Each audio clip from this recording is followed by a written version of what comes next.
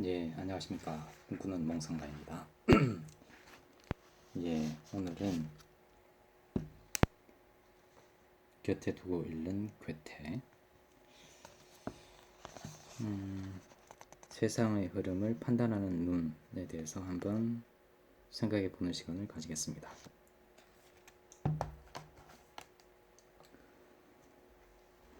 스스로 삶의 범위를 좁히지 마라. 우리는 무엇을 할 때 대체로 아래에서부터 순서대로 위로 올라가는 습성이 있다. 처음에 올라가듯이 다음 단계로 발전해 나가는 것이 일반적인 경향이다.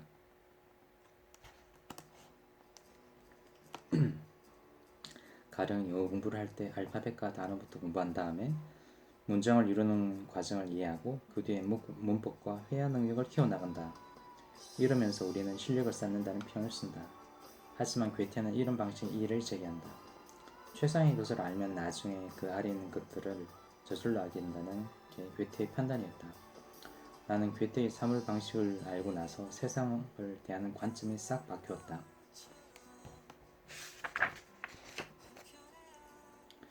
예를 들어 클래식 음악이 그렇다. 예전의 나에게 클래식은 그냥 따만하고 재미없는 무엇이었다. 더 솔직히 말하면 제일 싫어하는 분야 중 하나인 만큼 멀리 있었다. 그랬던 내가 언젠가부턴가 클래식을 들으면 빨려들 것 같은 기분이 든다.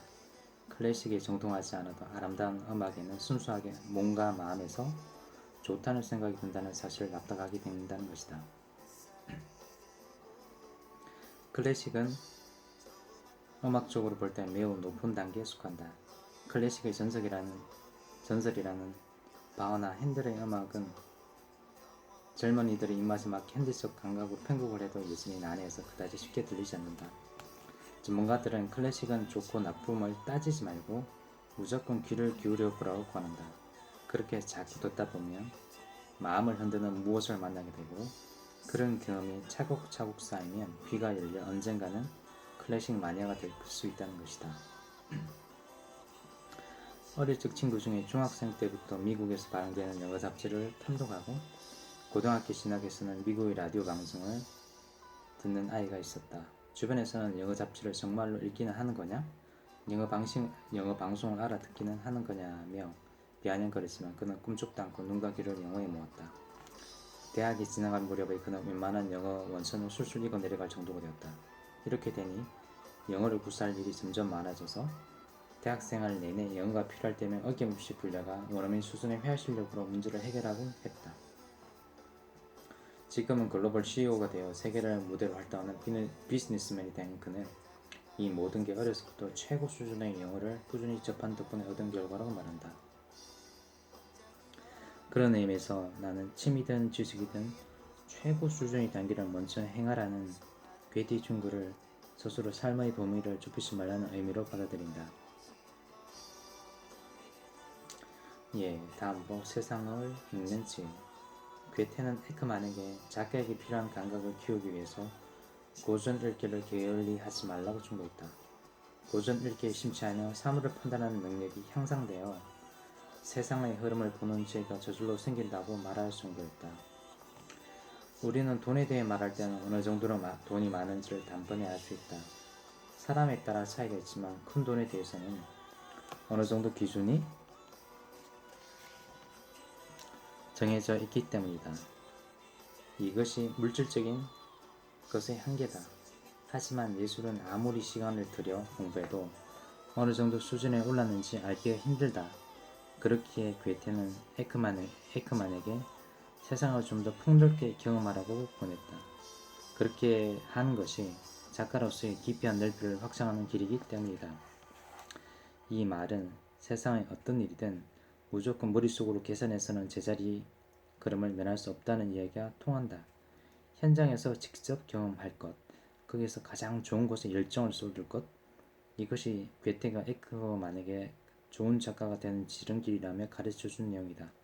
그런 과정을 거쳐 자기만의 직세계를 제대로 확립하면 세상을 보다 정확하게 판단하는 척도를 지니게 되고 비로소 세상의 사물을 평가할 만한 능력이 생긴다는 것이다.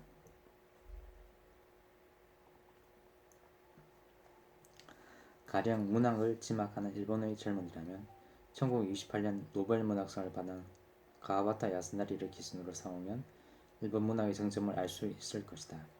그의 작품을 기준으로 이전과 이후의 다른 작가들이 쓴 작품에 대해 평가할 수 있기 때문이다. 음악을 지망하는 사람이라면 모차르트를 철저히 연구하면 그로부터 다른 음악가들의 작품을 제대로 평가하고 소화할 수 있을 것이다. 언젠가 세계적인 과학 잡지 네이처에 모차르트의 음악을 듣는 것만으로도 지능지수가 순간적으로 뛰어오른다는 사실을 입증하는 논문이 실린 적이 있었다. 다른 음악가의 작품으로는 그렇게 안된다니 참으로 소름 끼치도록 무서운 모차르트다.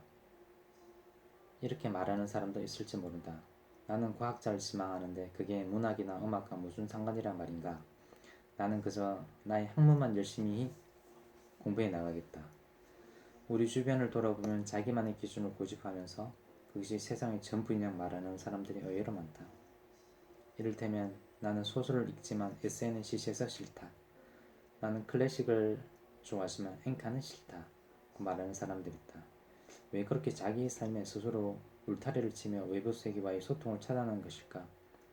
나는 마츠다 세이코, 일본 엔카 가수 같은 여자 가수의 노래를 좋아하는데 이따금 동료 교수들 사이에서 바보 취급을 당하곤 한다.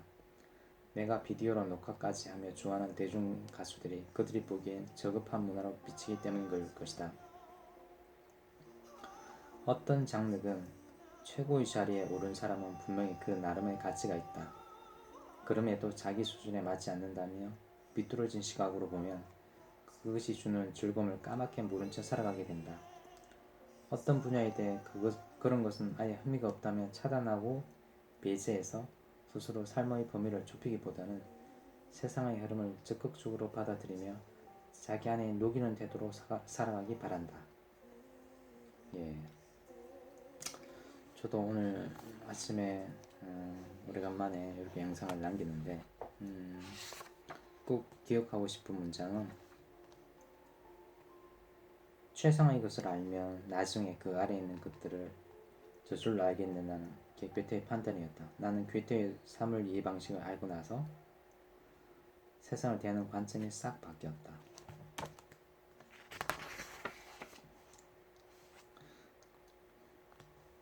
그리고 그런 의미에서 나는 취미든 지식이든 최고 수준의 단계를 먼저 행하라는 괴테의 친구를 스스로 삶의 범위를 좁히지 말라는 의미로 받아들인다.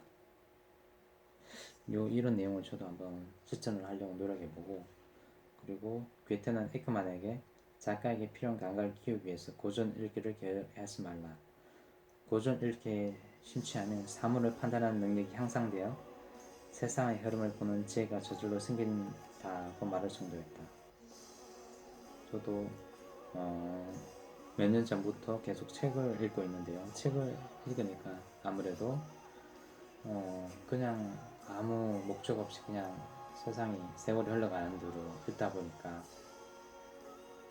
그렇게 살다가는 뭐 아무 생각 없이 그냥 시간만 흘러가는 거고, 책을 읽은 이후로는 생각하는 일, 사고력이 점점 더 커져서 뭔가 나름대로 세상을 판단하고 어떤 일을 판단하고 그런 생각하는 능력이 조금은 커진 것 같습니다.